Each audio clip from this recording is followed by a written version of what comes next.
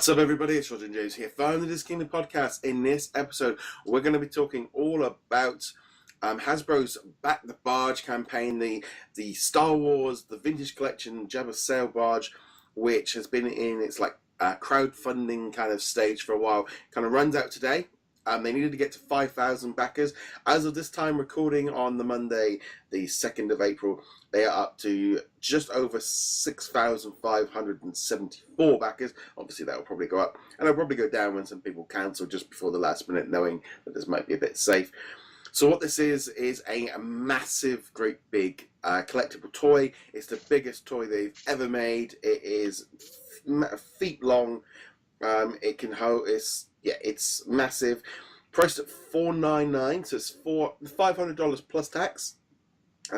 It won't be shipping until I think February next year. Though everyone that does back it will get a book in April, and it runs out as of 11:59 p.m. on April 3rd. So there's just literally a day left if you want to get hold of this one. This one's been a bit of an odd one. What was your initial impressions of this thing? Honestly, I didn't think there was much of a market for this. The Jabba Sail Barge, to me, isn't really one of the iconic vehicles of the original trilogy, of the current trilogy, of any of it. It's just, it makes sense as a playset, I guess, because there's a lot of potential for, if you actually wanted to use it a playset, which we'll come back to that as an idea in a bit, I think. But if you wanted to use it as a playset, there's a lot of potential. Jedi jumping around, Boba Fett, Han Solo, Slave Leia, choking out Jabba the Hutt, etc. But it's not what I would have picked. And as soon as they announced it and we're going to kickstart this or crowdfund it, I was instantly like, yeah, even if it was a fraction of this cost, this is not something I would be backing, simply because it's not one of the vehicles I particularly care about. What was your thought on it? My thought was initially look at the size of it, look at the price of it. For me, this is this is something I wouldn't buy. I wouldn't go anywhere near this because of the price. Again, it's an iconic vehicle fun movie, but it's not really a movie I instantly think of as something I'd want to have to set up that amount of space in this thing. My big thing really with it was the concept of the HasLab and the crowdfunding and the way it's been presented. That was kind of one of those weird things of, on one hand, I think offering a deluxe limited item and putting it into a pre-order mode where you can only pre-order it to a certain date and then they cut off orders and then it gives them 6-8 months to do it. So it reduces the fact of them risks of them making ones that won't sell and sit on stores, and if there's any stores for them to sit on, but also it reduces the risk from that Hasbro's point of view, but it also means then that they might be more inclined to offer these kind of products to fans that they maybe are less likely to take a risk on.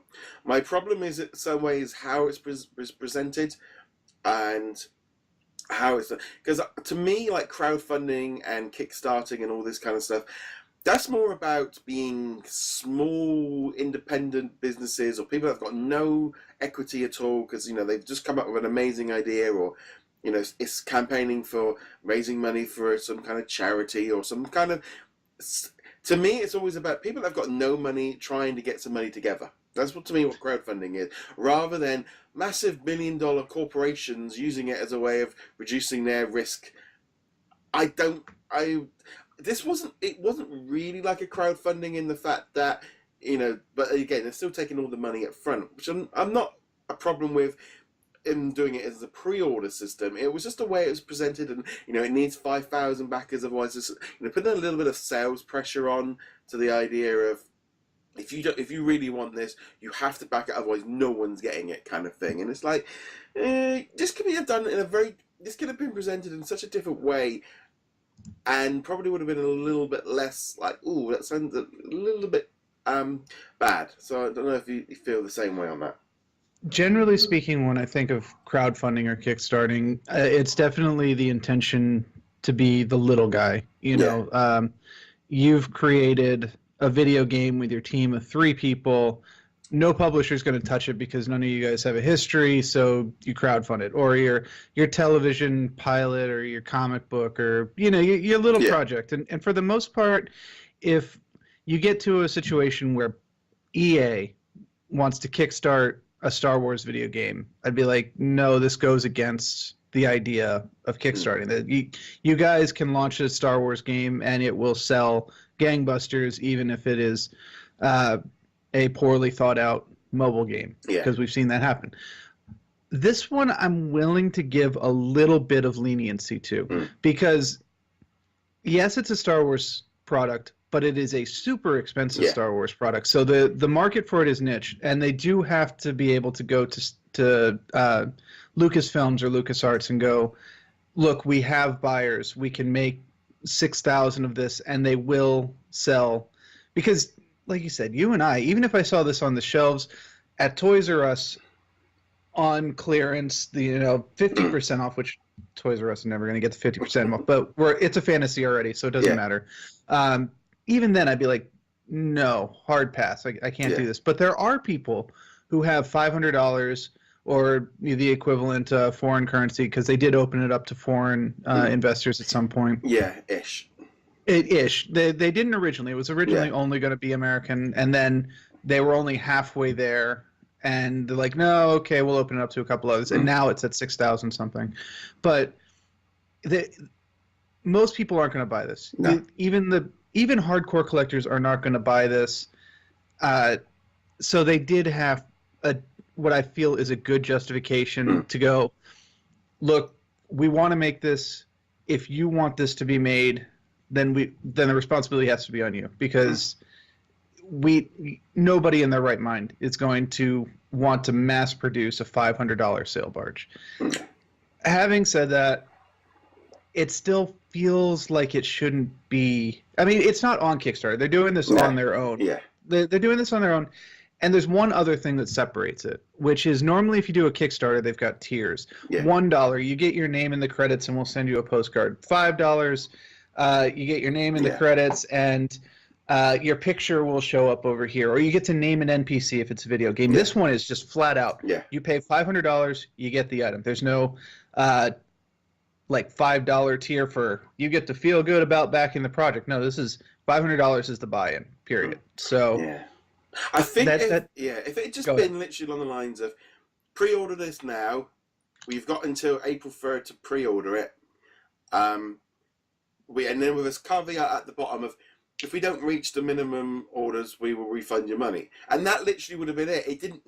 It's almost like it had this whole thing spinned around like about the community and the fan and stuff. It's like it didn't really need to have all this pizzazz. I mean, they might have been able to sell it better because they did it. But they literally could have just been like, here's pre-order till this date. And they wouldn't have had any of the fuss about it at all. And you'd just be like, oh yeah, you're just pre-ordering an item in advance. And it's the only way, because it's so... And I actually do applaud them for doing it in this way, of giving fans something completely unique, something completely high-end, high-spec, and offering this kind of product. And I'm hoping that we see a lot more of these. I think this might be the start of them kind of doing... one a year or two a year, but I think they need to tweak it a little bit better so it doesn't look quite as crowdfundy. It's just here's a pre-order, get it in.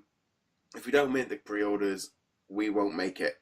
But you maybe don't even. I mean, the only good thing is with this is that by having that like limit and that deadline, it's just pressured selling, and I don't really like pressured selling very much.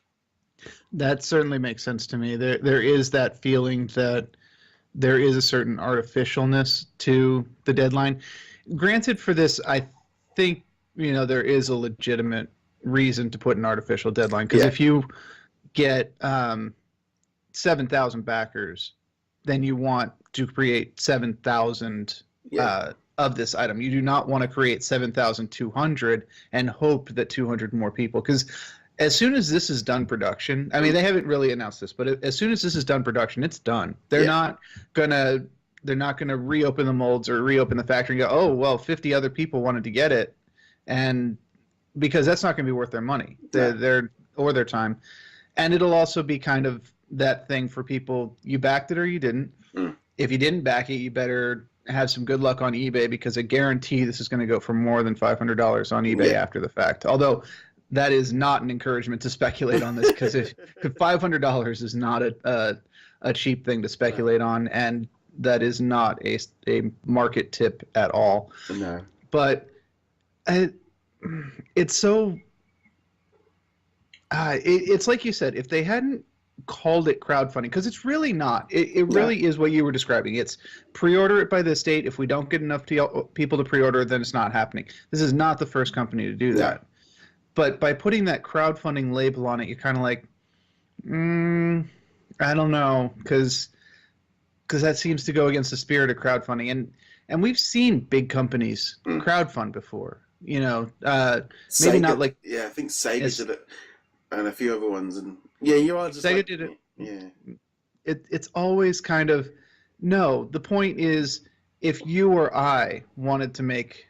a comic book together. Neither of us can draw for squat, so that's obviously not happening. But if we wanted to make a comic book, Kickstarter is there for us to pitch it, and our listeners and comic aficionados to decide whether or not they think it's worth supporting.